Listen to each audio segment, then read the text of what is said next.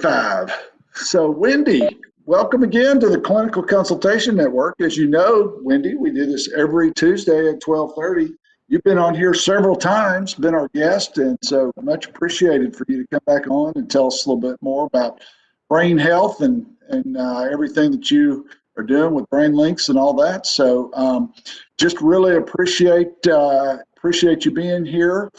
And I do want to just kind of check in with people a little bit, let them know there are lots of vaccination efforts going on for COVID-19 all over the state.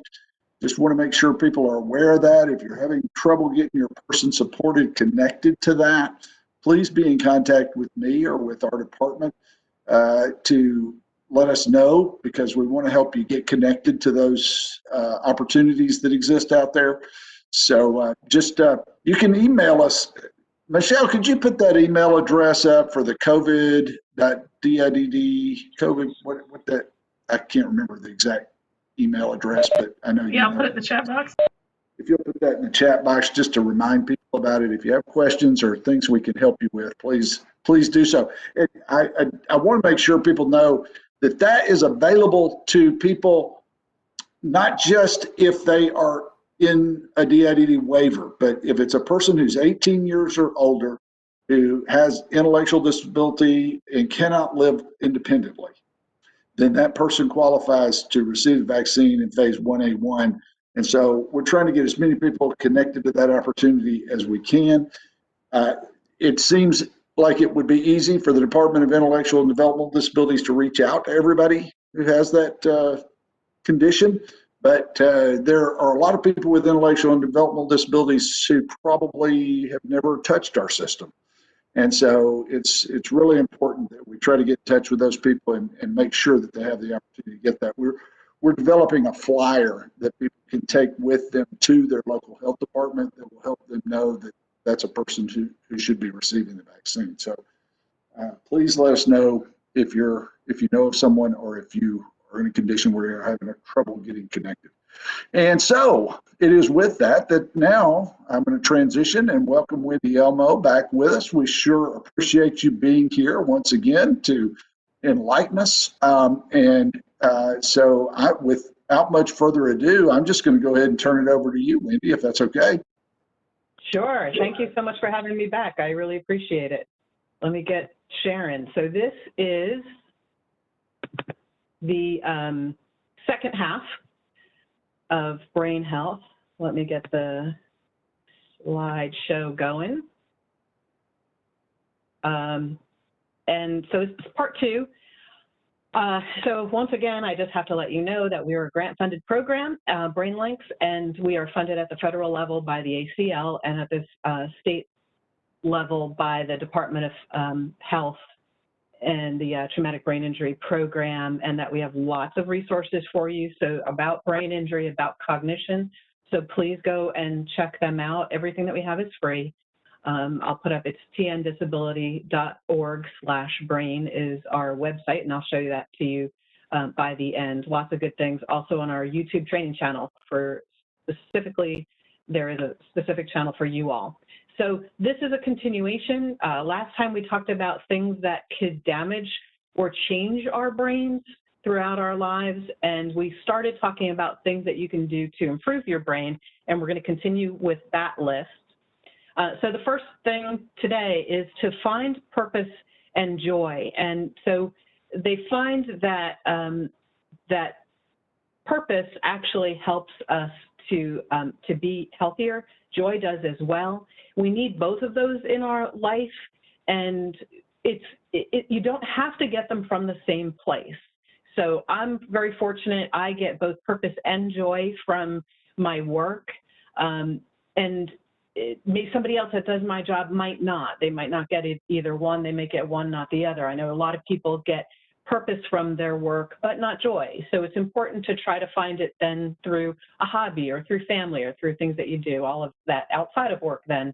But if you can find a way to bring them both together, to find a way, sometimes it's a little more of a choice than we kind of acknowledge, to find purpose or to find joy in that thing that we find purposeful as well, have a way to make it exciting for us.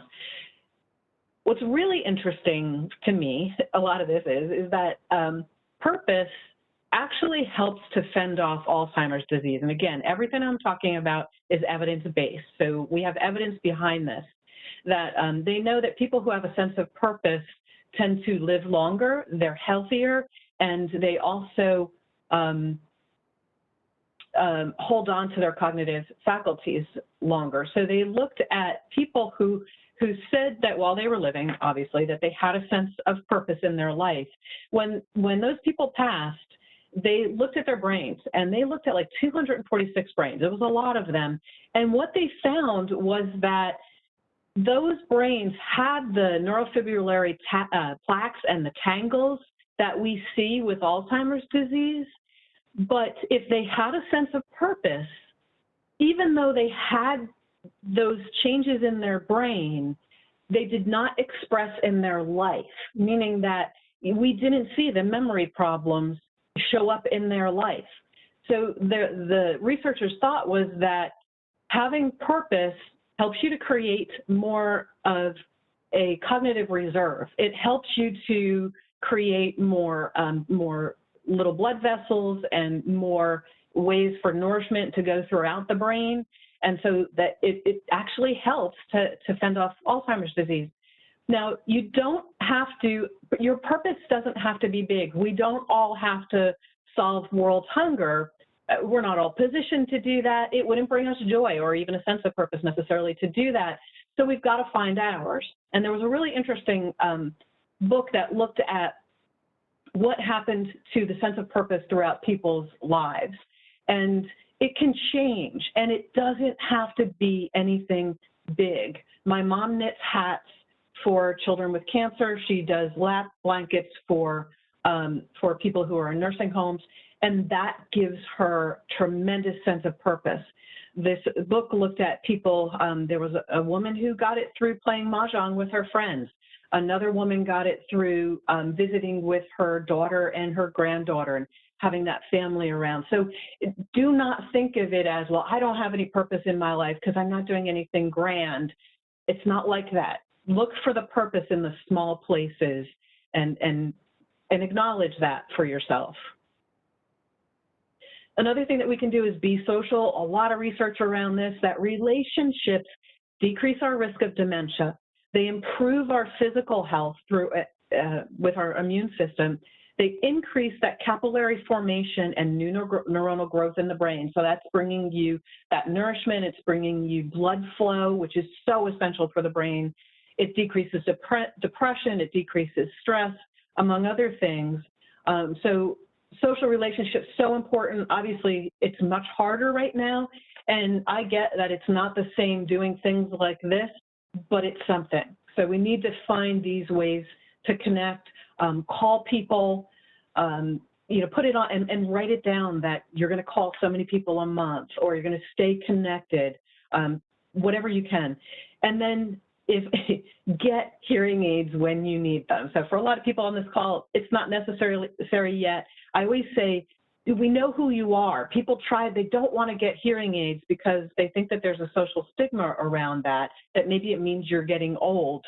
But you will get older faster if you don't get the hearing aids, because you take away from yourself all of that positivity that comes from relationships, and from conversation, all of that cognitive stimulation, the information processing you don't get if you're not hearing. Yes. I was just going to comment because you just mentioned a couple of things that are really like top on the list of probably deficit situations a lot of people with intellectual and developmental disabilities have when you talk about establishing a purpose. Now, one of the things about our population that is so critical is that, a lot of times they don't have a lot of purpose, don't feel a lot of purpose in their life because everybody else's purpose is about them. And they don't have a purpose of helping someone else or, seeing themselves in a position of really doing anything meaningful. And it's such a critical thing, as you pointed out here, to your brain health. I mean, that you have to have something to focus on, something that is occupying your what you're trying to accomplish in life. And you're right, it doesn't have to be anything big. I think we often want these grandiose things, but it's really comes down to I have a purpose. I'm here to, I have a role to play somewhere. I'm doing something that where I fit in. Uh, and then the other part of it is being social. And we have had. I was just talking about the COVID crisis, and one of the things this has really illustrated to me is how socially isolated a lot of the folks that we serve are. We're not really, that prone to getting COVID-19. We're a lot. Our population is a lot more prone to having severe consequences from COVID-19 when they get it, but they're less likely to get it because they're often very socially isolated already. And so these are just a couple of really great things that you're bringing up here that are key needs for our population. Right, to keep in mind.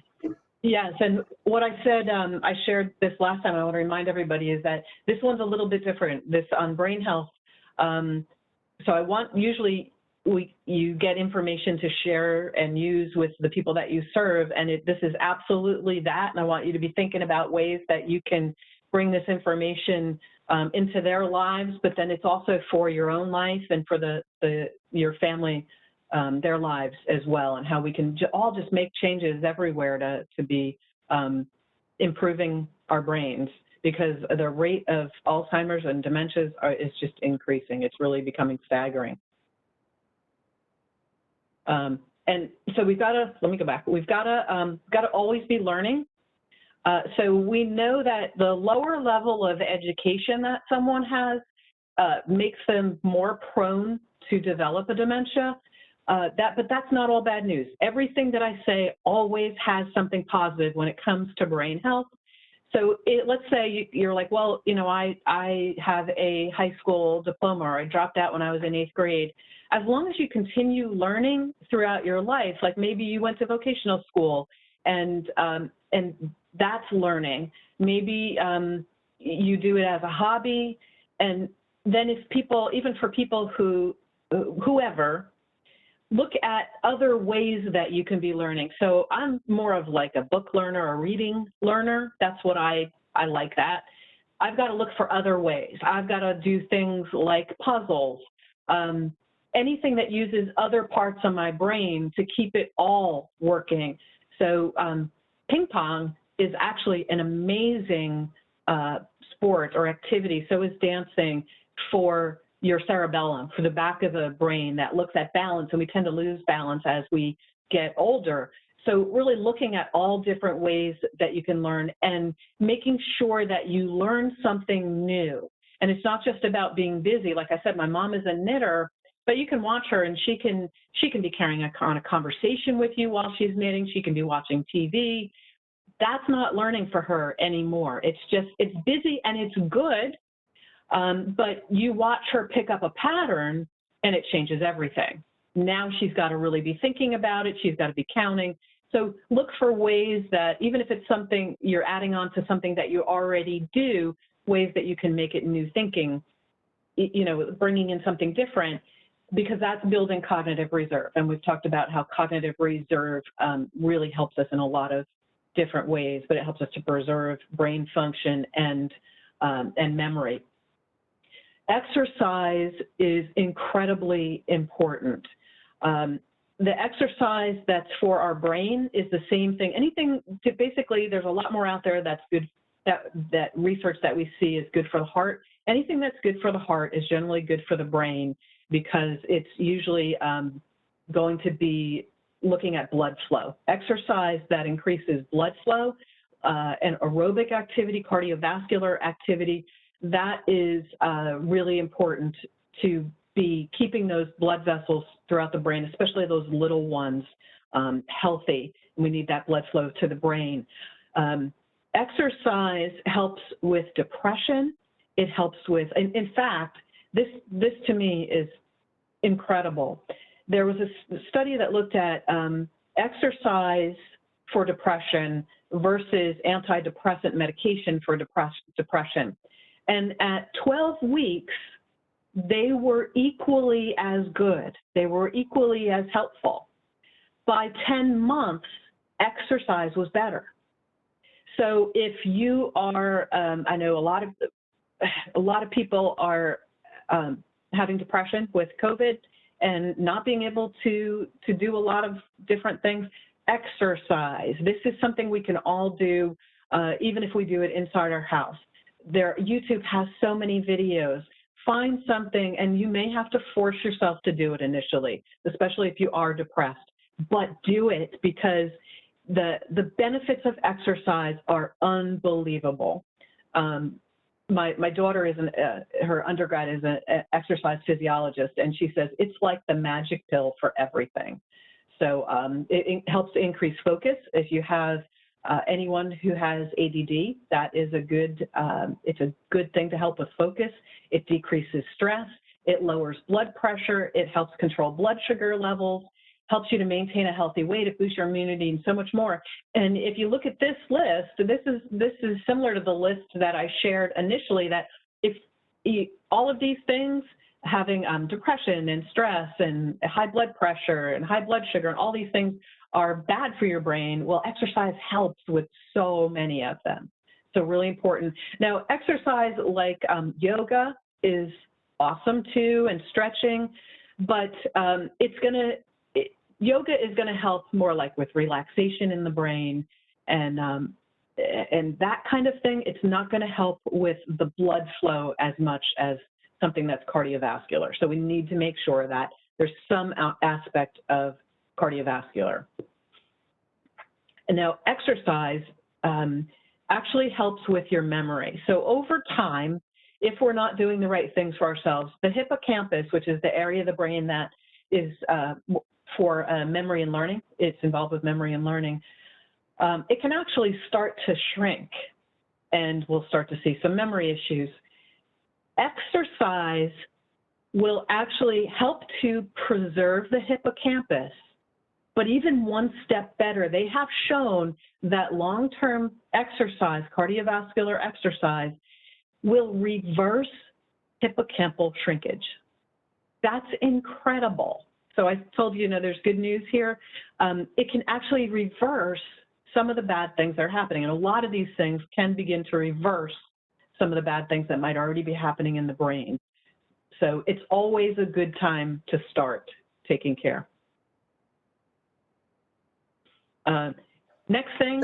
Hey, Wendy, I was just going to mention one thing that you mentioned the COVID thing, and of course, I don't want to just make it all about that, but it has so many different, things that you're talking about here that are connected with this, because I think a lot of people who might have been really physically active before all of this have really dropped off a lot on their physical activity. And, depression we know is up as a result of all this. And we think, well, it's because we're being so isolated, which is probably part of it. But it's also the fact we're just kind of sitting around a lot more and not really getting physically engaged like we did before. And it's something that, we're going to be dealing with this for a little while longer. And we've got to figure out this piece. We got to make sure that we're addressing this piece for people. We were talking about this particularly for people with disabilities out there, that a lot of times everything sort of feels probably most of the time like it's out of their control, and even more so now.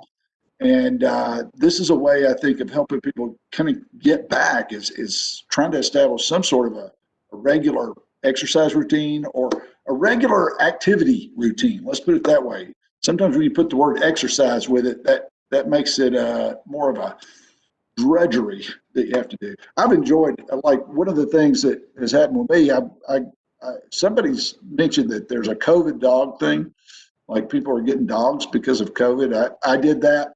And since I've been training my dog, I get a lot more physical activity from that, one thing, because he's very energetic. But it's not like exercise. It's like I'm just doing something fun with my dog. And so, having more activities like that for people, it seems like it's really. So, yeah, absolutely. So a lot of people are taking this as an opportunity with COVID to gain a whole lot of weight and to not move and to, yes, and to be visiting the refrigerator a whole lot because it's right there and nobody's watching. Nobody can judge you for it. But we can also take this as an opportunity, like it's on hold. You don't have to leave the house as early anymore, and you don't have to drive home. So maybe one of those or both of those become your opportunity to really change your life. And hopefully we're giving you some reason to do that now. What I just did, because I just found it, is the Conqueror Challenges. If you look up Conqueror Challenge, you'll find it, and it's this really cool thing. It'll be stupid to some people. For me, it's awesome. You sign up for some challenge. I signed up to walk El Camino de Santiago in Spain, and it's all virtual. You can do Hadrian's Wall and the English Channel and all these different things, and you get access to this amazing Facebook community that is so positive. So if you need positivity in your life, it's amazing. And just that the excitement around everybody's completing these challenges. And I tell you, nothing else changed except I signed up for this thing. And I want to get down on my elliptical all the time because that's the best thing for my knees. I have bad knees. But so something like that may work for somebody to get, and you can put your miles in however you want. There's a conversion chart. So look into something like that even. I have loved it. And you have this whole community too. And you can see where you are on the walk. You can put in where, your updated miles, and it'll show you what that specific place is, and you can look all around and see it. So it's really cool. Get creative with it. That's a very creative idea that you're talking about there. And I think a lot of times we don't think about plugging somebody into that. And sometimes, there's this phrase I like to use called taking the best you can get closest to what you want. You may not get the whole enchilada, and in fact, getting the whole enchilada might demotivate the person from wanting to continue. So just get what you can get and reward that and reinforce that and make it fun, and then add a little bit more as you're able to. That's the way I think help support somebody through that. And people, that's one of the things. A lot of people with disabilities really need help thinking about these types of ideas that you're talking about to get motivated. And just as you were talking about that, wanting to go to the refrigerator all the time, I was absolutely thinking about going and getting a Klondike bar right now. But because you said that, I'm withholding that. So. Yes, think about what else you have there, any carrots or anything like that. Because the next thing is eat well and start now. So I don't care how old you are. If you have a 2-year-old in your family, if you have an 80-year-old in your family, and however old you are, start now because you will realize positive benefits. And I'm going to specifically focus on the brain because we're here for brain health. So to eat to ward off Alzheimer's, currently, this is incredible to me again, and a lot of this is fascinating to me. Alzheimer's is currently thought to be incurable. Now, Dr. Daniel Amen will dispute that because he says that you can make changes even if you have Alzheimer's, but it's currently thought, let's stick with this, incurable, but preventable through dietary and lifestyle changes. So let's never get in the position, like I said, this is increasing. Let's never get in the position of already having it. Let's prevent it. The other thing is, like my son is in his 20s and he thinks he's bulletproof. He thinks he can eat as much, whatever he wants.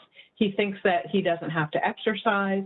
And they think now that Alzheimer's actually starts decades earlier, decades. So if somebody dies, they will begin to see changes decades before it actually presents in their life.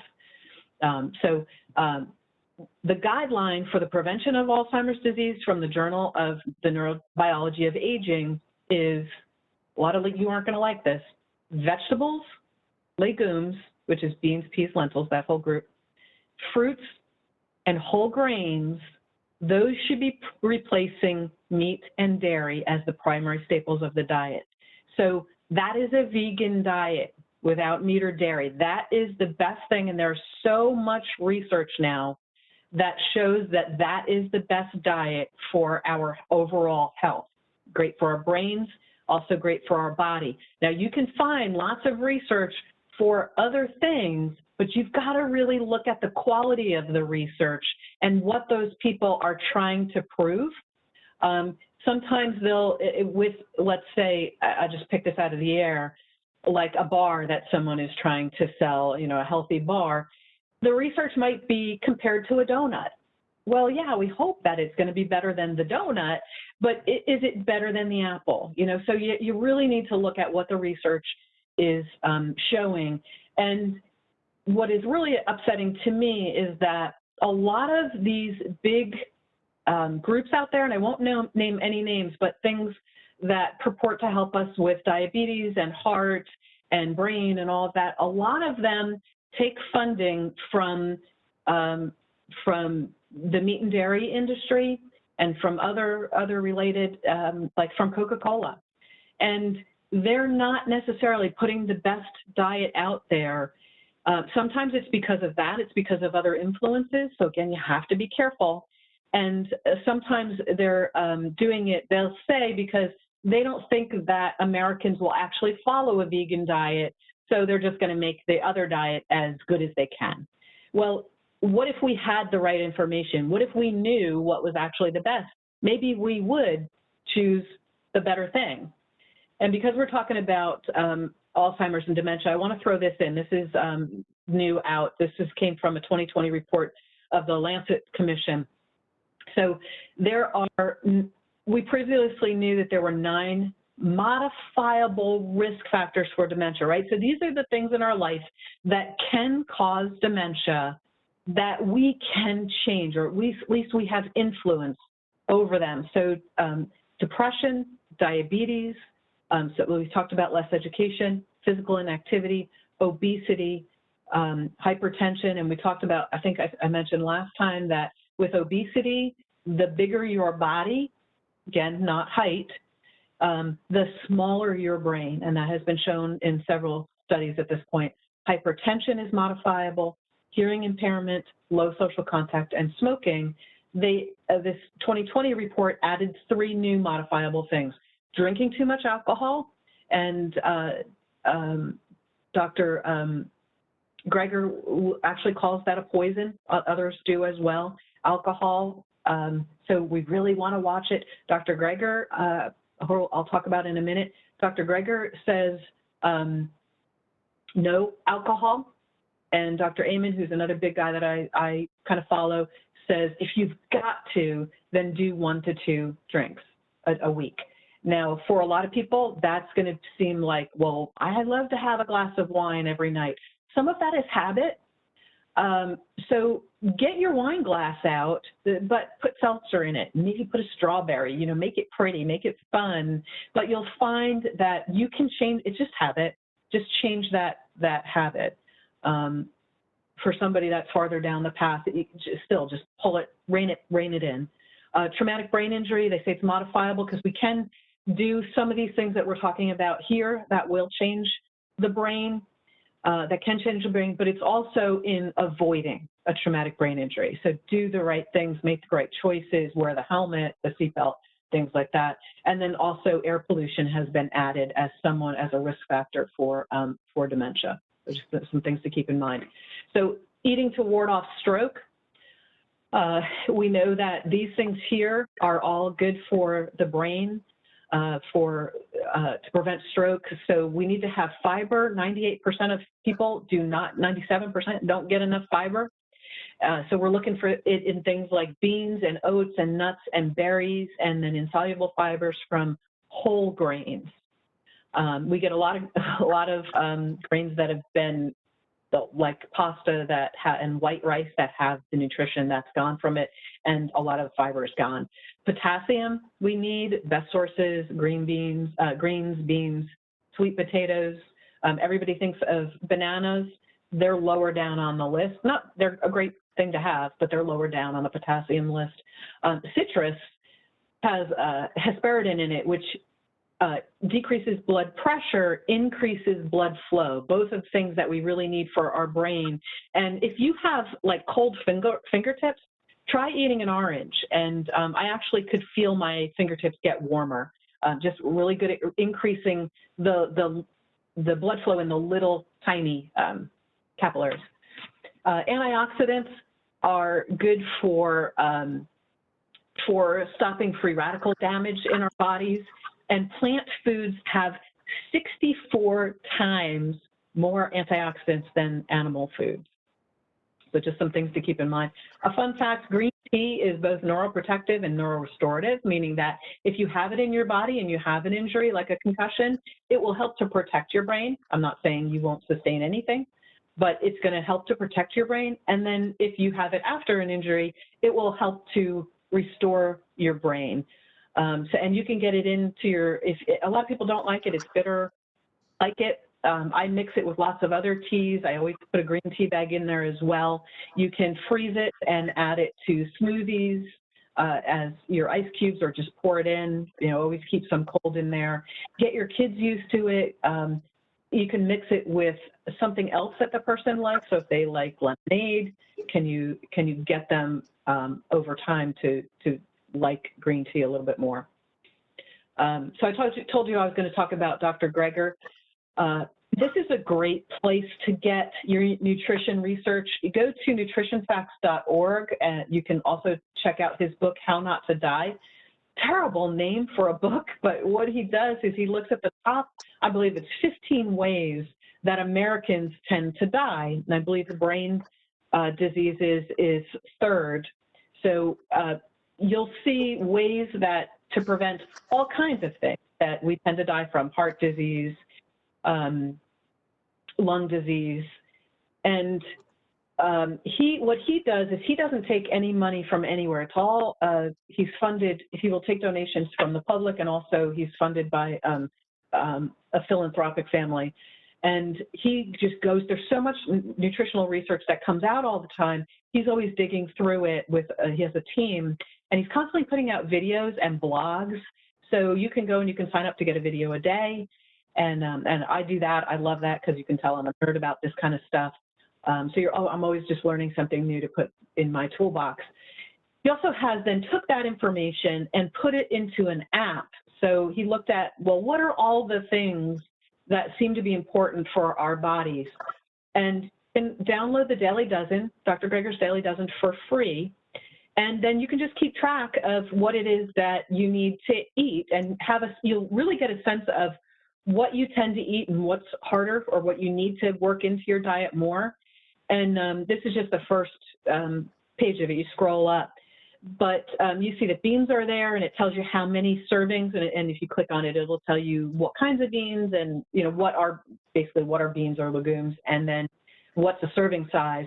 But what's interesting to me too is look at the next thing, if you can see it there, is berries, and the next thing is other fruits. So berries on their own are so important that we need to have a serving of those every day, or at least try. This is the gold standard here. And then the next interesting thing is the next three: cruciferous vegetables, greens, and then other vegetables. So cruciferous is so good on its own that we need to have it, try to have it every day. And then greens, 2 servings of it every day. We need to try to get this stuff in, and I'm going to show you a cruciferous fun fact. So cruciferous, so this is your cauliflower, cabbage, broccoli, kale, Brussels sprouts. So good for your body. It has an enzyme, sulforaphane. Actually, it is, as you chew it, it releases something else, which then creates this sulforaphane. It protects our brain, our eyes. It protects free radical damage, which breaks down our bodies and helps us to age faster. It helps to detoxify. Remember, I talked about air pollution just a minute ago, and it helps to prevent and treat cancer, especially brain cancer. It is amazing at that.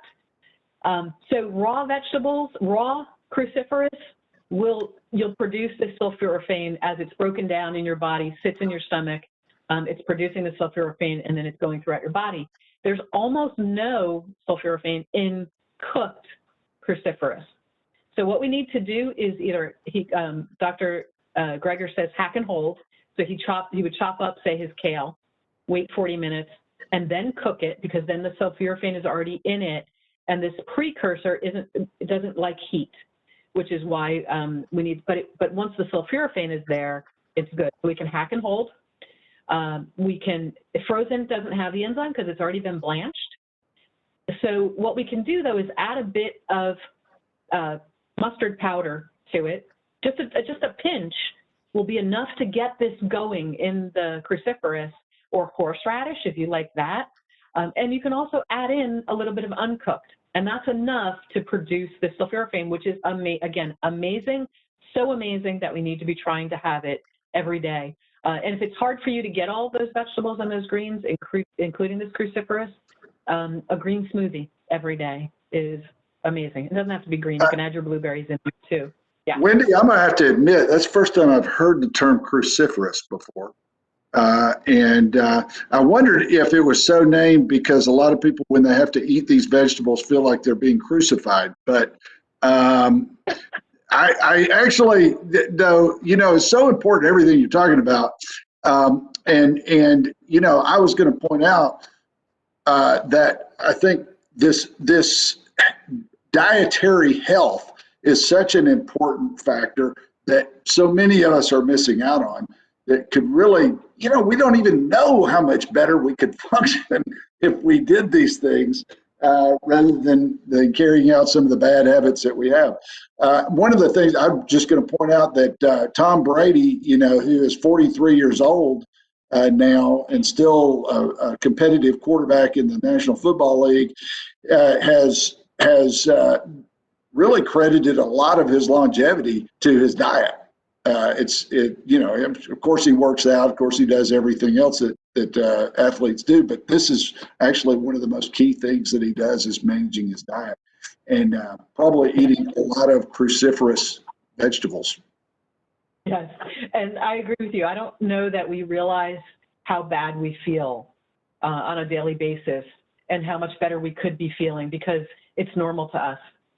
Achy joints for a lot of people is normal. We just accept it. Oh, my joints ache. Well, you know what? Your joints don't have to ache. Not necessarily. I'm not going to speak for everybody, but for a lot of people, a lot of these things have anti-inflammatories in them. And so we talked about antioxidants. A lot of our herbs and spices have antioxidants in them. I put turmeric, which is that yellow, bright yellow spice, in almost everything. I put it in at a level that I can't taste it unless I want to taste it. If I'm cooking Indian, then I'll do it. But otherwise, it's in everything because it is so anti-inflammatory. Such a great thing. Throw in whatever spice you use right now, throw in more. Oregano, parsley, cumin, anything, whatever you use now, just spice it up a little bit more, and you're going to get a lot more antioxidants from that. We need to remove toxins. We can do this by going organic. You don't have to, everyone says, oh, it's too expensive. It's more expensive to be sick. So consider that. You don't have to go organic with everything. There's an app that always looks at the top 12, the dirty dozen for that year, what tends to be showing up with the highest level of pesticides. And you can try to stay away from, not stay away from those things, but get those things organic if you need to. And it's not just a matter of washing them, because if the pesticides are in the ground and they're taking it up, they're also inside it. So you can't always wash off all the pesticides, but of course you want to wash it off as well. Grow your own. We talked about alcohol, filtered water.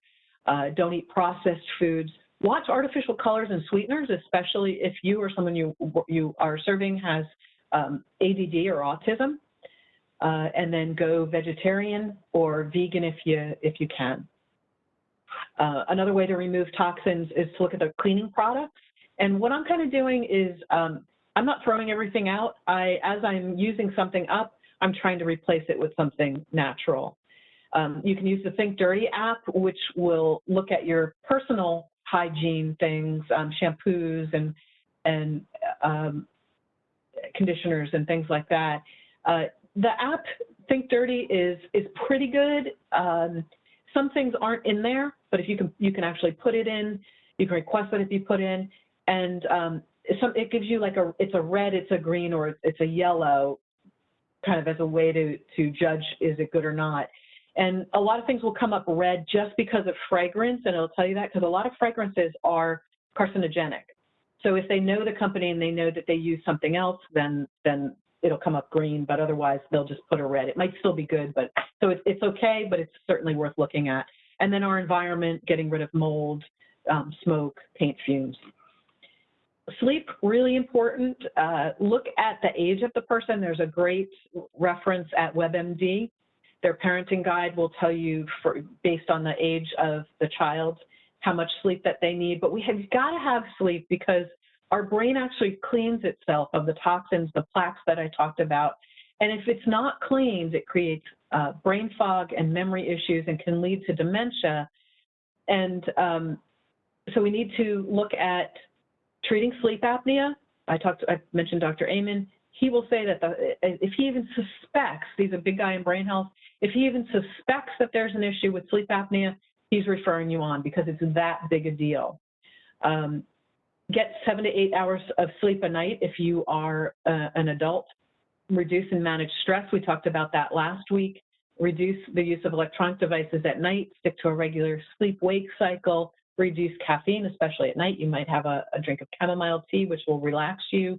And then we talked about the ants last week, the automatic negative thoughts. Get rid of those. We talked about some strategies for that. But you probably know what keeps you up at night. Fix that. Whatever it is for you, go after that. So you might want to take a minute and just post in the chat what changes you might make. We can share some of those. And then how do you make change? So change can be hard for some people. You have to figure out how can you change? What's your best way? Are you best off making one small change at a time? So maybe this month, no diet soda, and then next month you're going to tackle red meat. Maybe you clean up one area at a time. I'm going to deal with all of food. I'm going to switch to veganism, and then next month or next week, I'm going to start on the exercise that you can't do all at once. Some people are good at tackling all at once. I prefer to try to make big change. So maybe you decide you're going to tackle all of these areas. You're going to get better sleep. You're going to become a vegetarian or a vegan. You're going to walk a mile every day. And then I'm going to give you an example, but decide who you can be accountable to, because that, and you might write that in the chat as well, because that is helpful to be accountable. And that's what I was talking with the Conqueror community. There's that you're kind of accountable in a sense to all of these other people, and you see them working hard, and so you want to do it too. So for me, I realized that every new year, I got really excited because like in November, I'm like, I get to make my goals for the new year. And that kind of, and I get really, really excited about that. And I've done this for years. And then it kind of occurred to me just a couple of years ago, well, why do I have to wait until January 1st? So I decided to make every first of the month is my Happy New Year. So I have it on my calendar that I have the goals laid out for the year where I know what I want to get to, and I have it laid out what I have to do each month in order to get there. The good thing about that is I don't always hit every one, but I know when I'm off, right? I know when I'm not on track, and I know what I need to work on. So, and then I have it in my calendar. The first of every month, I go back to my written goals, and they're right here, so that I can just rejudge and see where I am. You might have a daily checkoff. These are all of the areas that we've talked about. And then this last one in the bottom corner, monitor health, is, so you might have a goal around any of these. And then I put monitor health because if you have something like high blood pressure or high blood sugar, a blood sugar issue, diabetes, you should be monitoring that as well. You want to know what your numbers are, so you know when you're good and when you're not, so you can't be bad for a month and don't even know it. And then you can, I've created something like this for myself, but this is, there's a daily checkoff that I do. Again, I'm a nerd. And so you might write 2 things you're grateful for every day. We talked about the value of that, of gratitude last time.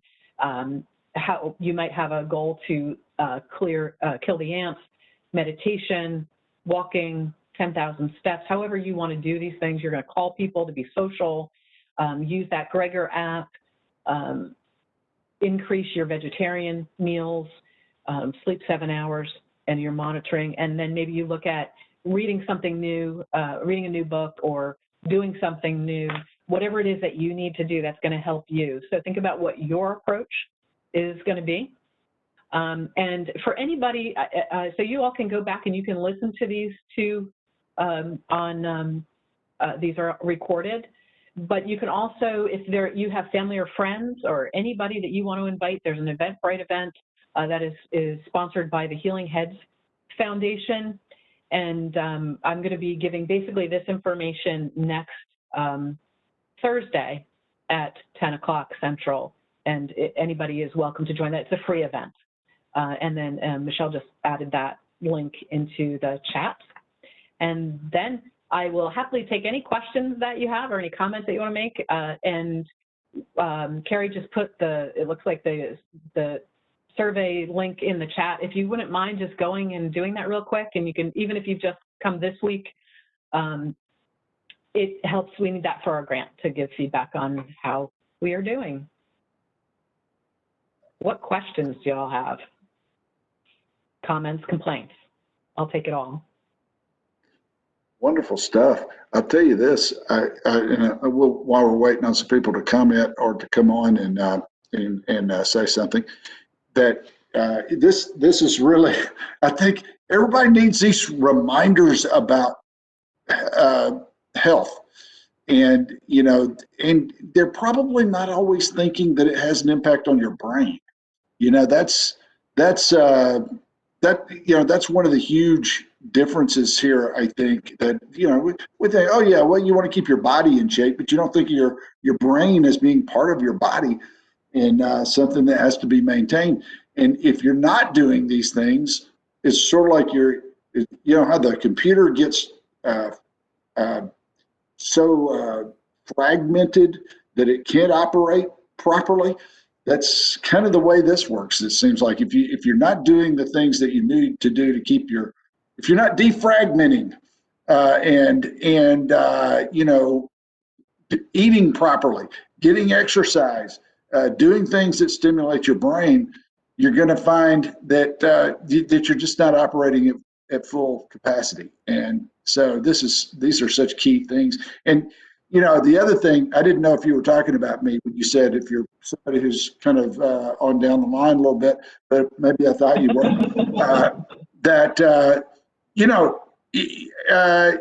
You can get to a point where you say, well, what's the use? But there really, no matter where you are, there's a use in getting yourself motivated and getting oriented in these directions, I think. Just critical stuff. Yeah, and we're all going to age, but some people, their later years are not good. They're not healthy, and so that's kind of a part of a motivation for me is to avoid that. We see some people, and usually we see this in like people who are celebrities, like Clint Eastwood, people who age really well and are not just fit, but they're functioning and they are really contributing. And, he directed a movie into his 80s and just incredible things. And so those are my goals. I want to age like that. Yeah, that's great. So I think we do have some comments or questions down here. Michelle, you want to cover those? Yeah, we've had a few comments and then I'll hit the questions there at the end.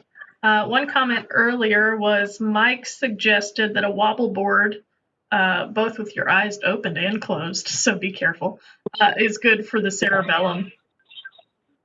Yeah. We had another comment. Salita said, I think the idea of an accountability partner is critical and could be multi-purposeful. There was a point in my life where I was homeless, hopeless, a single parent of a young child, and I just didn't feel I had anything to offer someone. But I found those people who were worse off than I was and found that just acknowledging them and encouraging them helped us both, which gave me purpose.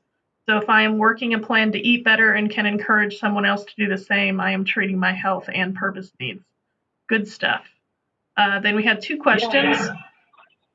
Does intermittent fasting have a positive or negative impact on your brain? I don't know if I can fully answer that. I've seen lots of research more about, weight loss. I cannot answer that based on the evidence, so I don't want to wager a guess. Okay, and then the next question Sorry. is, will you suggest some ways to do a couple or a few small changes together to get a jump start on better health? Yes, but first let me go back. Whoever wrote that, put that question go into nutritionfacts.org and put in intermittent fasting, and you will come up with the research. Those any questions that you have, he's just a great place for all kinds of stuff, and that's Dr. Greger. Okay, a couple of things that you can do. Sure, I think what I would do is, I've given you a lot of categories. Choose the ones that you think that you can do the best and at a level that you can do. So like I said, for me, I kind of have always had this all or nothing approach. So for me, that works, and it keeps me accountable for everything. If that's too much, maybe you just try to go vegetarian. Maybe you try to go vegan, or put what I did. I told you monthly I'm doing it. I'm not holding myself. I've been vegetarian in the past. I was for 10 years, and I promised myself I wouldn't do the all or nothing with that anymore. So I'm doing like this month, it's if I take lunches and dinners, that's 60 meals. I have a number of that I want to be vegan, and I'm actually well surpassing that, because I'm realizing I can go without the cheese.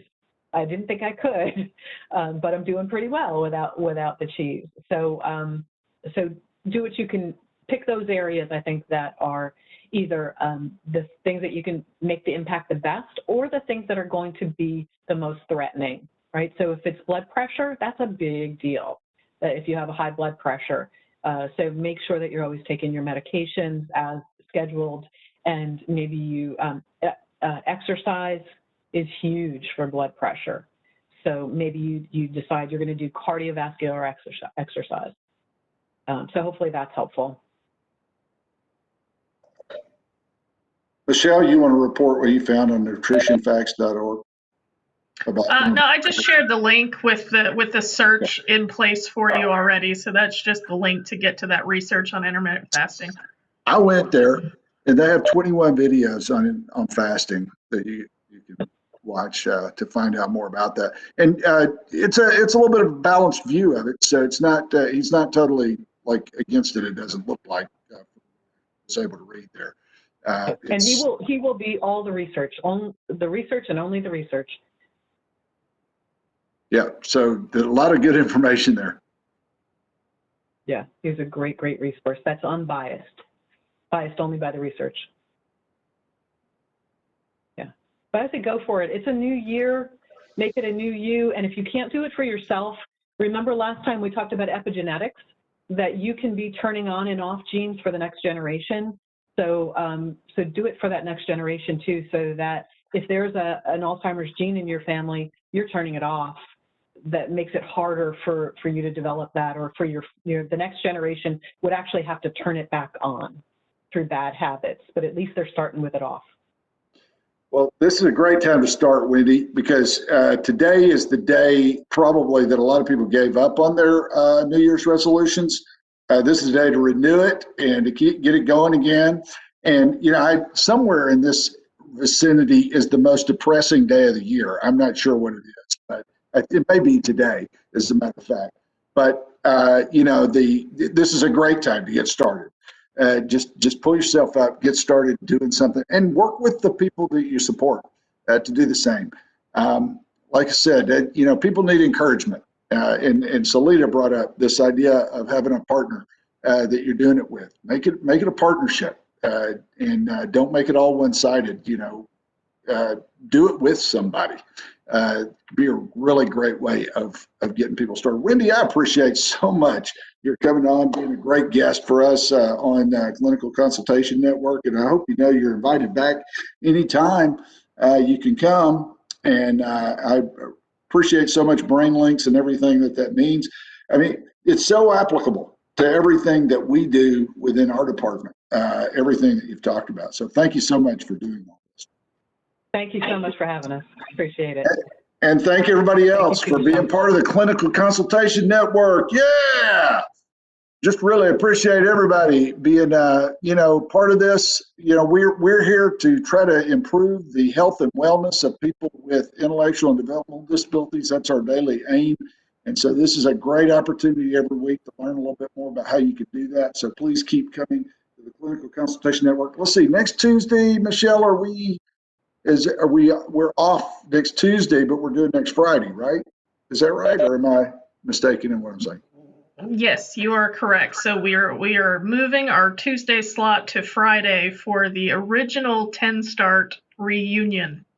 Yes, it's going to be a reunion of my old pals, Joni Beasley, Karen Weigley, Alice Benson, and Dr. Leslie Rubin, who were all part of the 10 Start program that we had in Chattanooga a few years ago. And we're going to share some old stories about different things that happened in that iteration of the START program, and now we're going to be doing that all over again here in Tennessee. So hopefully there'll be some lessons learned that we can use going forward to prevent crises and help people live a better life. So please tune in not next Tuesday, even though I say we do it every Tuesday at 12:30.